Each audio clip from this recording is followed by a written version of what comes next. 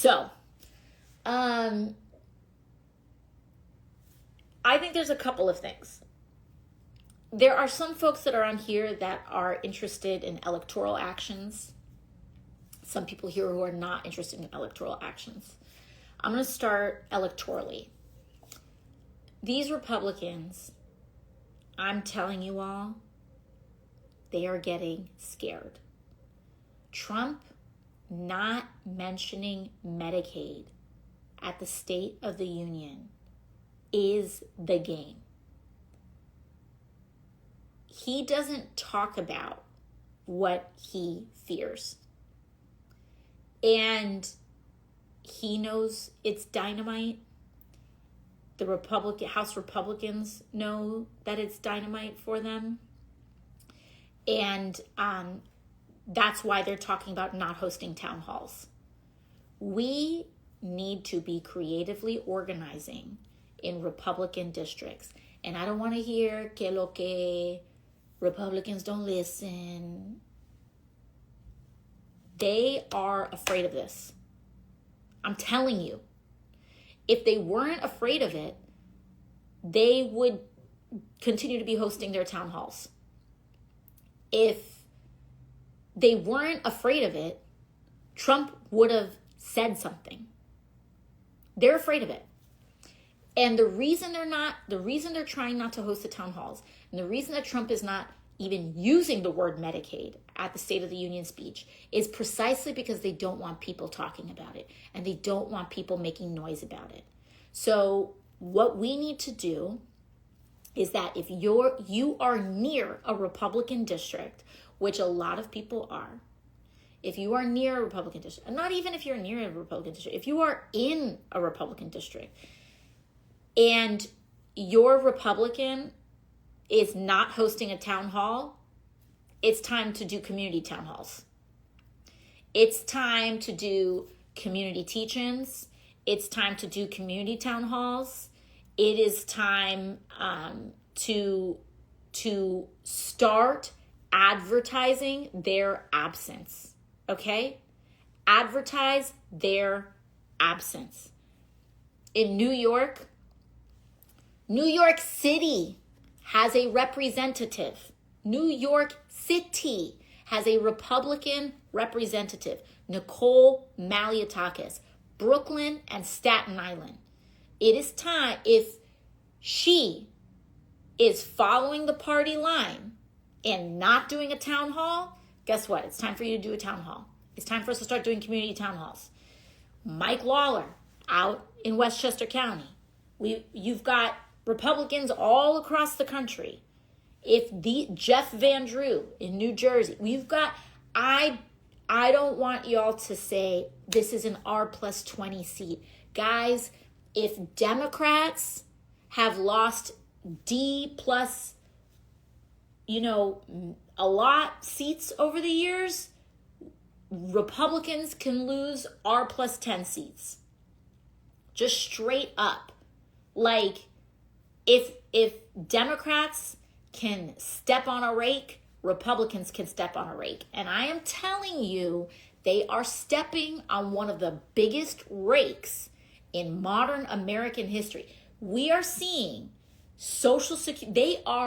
They are messing with Social Security, y'all. I need you to understand how much of a political no-go that has been for both parties for a very long time. For a reason, because your stuff will collapse. Republicans have wanted to go after Social Security for a long time. They haven't, because if they did, they would lose in big numbers. In big numbers. MAGA's on Medicaid. And you're on Medicaid. And I've had family on Medicaid. This is the part when people want to talk about transcending party.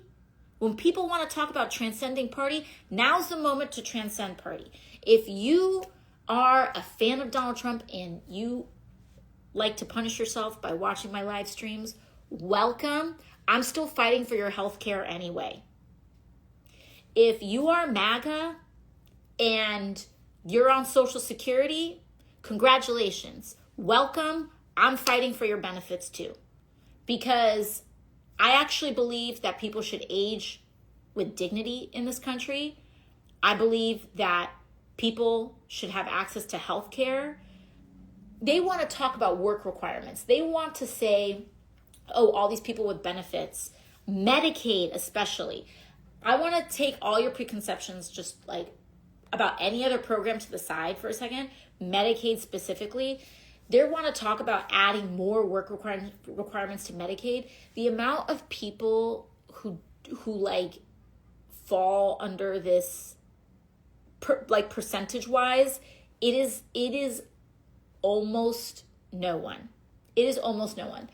What does happen when you implement paperwork requirements? Sorry guys, I didn't weave in my ends here. If you're a knitter, I need to do that next. But I was really excited about finishing the sweater, so I put it on.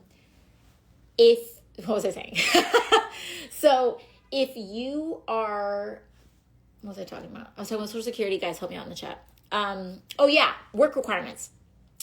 The amount of people that like are actually, you know, if you are, for example, 29 and you're on Medicaid, and you are not working, you are most likely disabled. You most likely have a major disability. Like these ideas, when they talk about like, you know, if you do not have a job and you do not have a job for a long period of time, and like the percentage of people on that on Medicaid, it's like I don't quote me on it, but I think it's like 3 or 4%. Very, very, very small. And those are people who are often looking for work.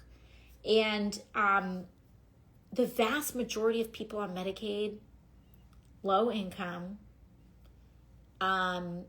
because we know what private health insurance is like, right?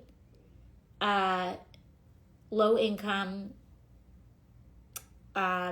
disabled, major disabilities that would really prevent people from having like full-time work, or you know, any other kind of extenuating circumstance. Medicaid has been means tested to death.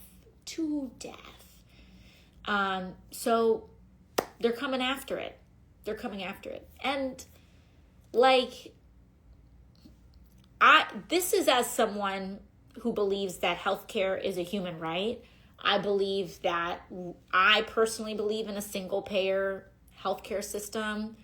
But, you know, if you want to compromise and go with a public option, you know, at the end of the day, like, the worst sin that can happen, in my view, the worst sin that can happen is that you accidentally gave someone health care. You accidentally let someone see a doctor. And that is like a crime, because why? And before people say we don't have the money for it, we don't quote unquote have the money for a better and improved social safety net, because we let assholes like Elon Musk gut Medicaid and gut Social Security in order for him to pay for his own tax cuts, and B, his own $1 billion in private federal contracts. This guy takes billions and billions of your tax dollars, of your public funds, and it's not just Elon. All these guys, a lot of these tech guys that were standing behind Trump at the inauguration, a lot of tech talks about themselves as tech, but they're really just defense contractors. They're the new Boeing. They're the new Lockheed Martin. they're defense contractors. And they are robbing us of the tiny slivers of what we have left in our collective public social safety net in order to get billion-dollar defense contracts. Because here's the thing, you want to hear another interesting fact? You could fire every single federal worker and it would still be something only like 4% of the federal budget. Where's all the rest of it going? If you actually wanted to go after waste, fraud, and abuse, you would go after defense contractors. You would go after a lot of other contractors.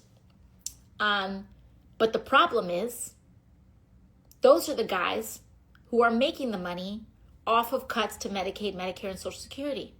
And they fund propaganda for it. And they buy platforms like Twitter and Meta and all these other things, and they influence what you see so that you don't see what they do. Okay? So understand the stakes here. So what do? We cannot give up on winning the hearts and minds of our fellow Americans, okay? Yes, the power problem is up here, but the actual work, I'm so serious. The actual work that we have to do is on a person-to-person basis. I'm going to take Westchester County as an example. Westchester County, I went to public school in Westchester County. That county, big parts of Westchester, are currently represented by a Republican. Those are like neighbors. Those are people that you know, that I know. Just work on them. And I'm not saying you have to fight with people. I am saying that the work of persuasion is actually the work of community. And you're not going to persuade anybody. You are not going to debate anybody into your side, into convincing you of your side. You are going to embrace people and connect people and create community with people to win them over. This is a work, because I've got to tell you, because a lot of people say, like, where's the Democratic Party? This is failure of the Democratic Party. And listen, like, you know, it's no secret that I have had my own, like, you know, I came in primarying a Democrat, okay? Like, I got into office because I ran against a Democrat. And I ran against a member of Democratic leadership. And he had millions and millions of dollars. And I was just a waitress. And we won. And so, like, when I won, my initial reception from the Democratic Party was extremely hostile. And I was primaried at the first chance that they got, very, very well funded. It was like a $3 million primary challenge against me by my own party. Like, trust me when I say that I get it. And when I am in conversations in these rooms, one of the things that I also learn and also know is that a lot of these people, like, yes, and it's not to dismiss serious problems with big money. It's not to dismiss the structural corruption that exists in our political system. But also, a lot of people do represent districts that don't see things the same way, who have voters that don't see I have traveled the country, and you would just be really surprised. I mean, guys, like, Donald Trump won the election, Republicans won the Senate, and Republicans won the House. And some of that was a rejection of Democrats, and some of it was an embrace of Republicans. And we can do things, I think, to shape and address the rejection of the Democratic Party, which in many ways, depending on the thing, I find to be eminently understandable. But I think sometimes people forget at the embrace of the Republican Party, because I think that's harder to look in the mirror. But we have to, if we're going to win this thing. We have to do it. We just do. And that is actually, like, that is lateral work. That is the work of community. It's the stuff that we don't want to do, right?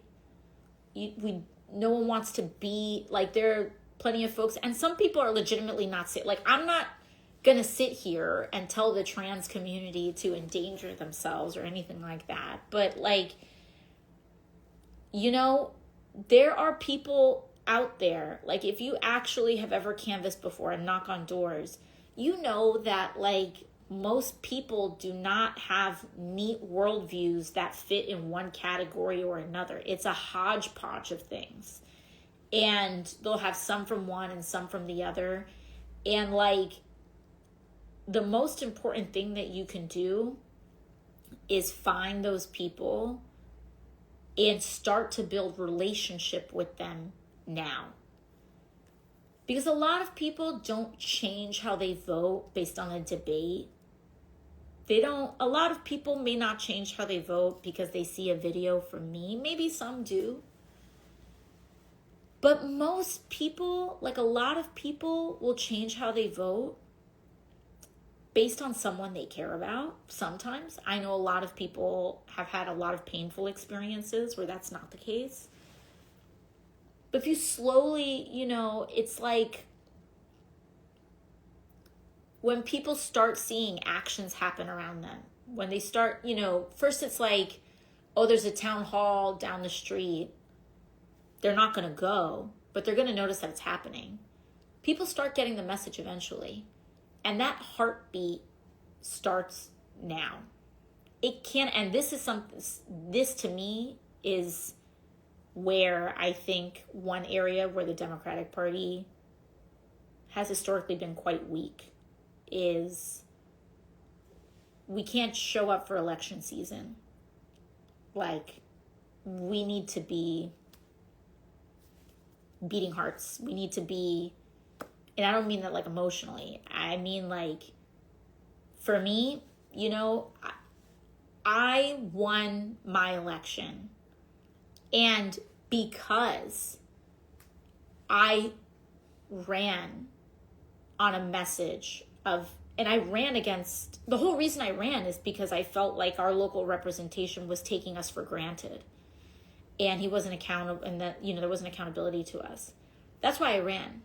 And so because I won the way that I did, because I ran against the Democratic Party establishment, because I wasn't supposed to win, because they still tried to kick me out. Like, I never took that for granted. And I do year-round organizing. And I'm not the only one. There are plenty of good members that I think sometimes don't get the attention that they deserve. And do really good work. But, you know, it's not just the party, it's like all of us. And it's about who we can change. It's about who we can change. And that's hard, right? How many of you, how many of us have had a family member or like someone that you care about that you've lost to this kind of like Trump dark web? How many young boys do you know that get sucked up into like this Andrew Tate stuff? I feel genuinely really, I don't even feel defensive about it or angry about it. I feel like really bummed that the right wing is like really dooming a lot of little trying to doom a lot of little boys into unhappiness and like conditioning a lot of men into loneliness because of these ideas that they have around other people. Like, it's really sad to be like, it's genuinely sad. And, you know, I think, that work that's like really complicated, that's the work that we need to do. There's just no two ways around it. I mean, I know you and I, like, you see those election results.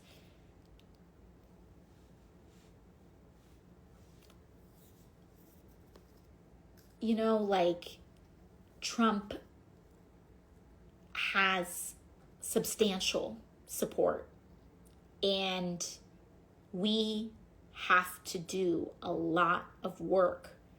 Yes, targeting it up at people in power, but if we can do the lateral work and showing up laterally,